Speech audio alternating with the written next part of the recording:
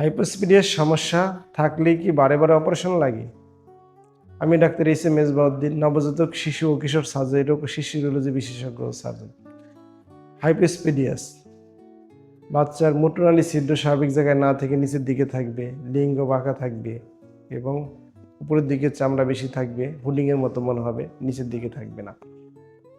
তাহলে এই hypospadias operation কি বারে বারে করার প্রয়োজন হয়? হ্যাঁ, অনেক ক্ষেত্রে লাগে। কিন্তু যদি আপনি একজন শিশু ইউরোলজিস্টের মাধ্যমে প্রপারলি অপারেশনটি করাতে পারেন, তাহলে বেশিরভাগ ক্ষেত্রে এক অপারেশনেই বাচ্চা সুস্থ হয়ে যায়। তাহলে আমাদের করণীয় কি?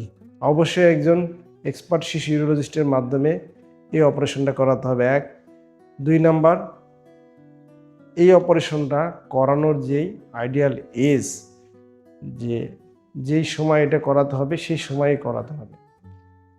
3 নাম্বার বিষয় হলো যে অবশ্যই এই অপারেশনের আগে মুসলমানি করানো যাবে না। কারণ মুসলমানি যদি আপনি করে ওই এক্সট্রা চামড়াটা ফেলে দেন, তাহলে এই অপারেশনটি অনেক জটিল হয়ে যাবে। তাহলে আমরা যদি সঠিক সময়ে সঠিক ডাক্তারের মাধ্যমে যদি অপারেশনটা করাতে পারি, তাহলে ইনশাআল্লাহ একবারেই ভালো হয়ে যায়, 2-3 বার অপারেশনের প্রয়োজন হয় না। ধন্যবাদ।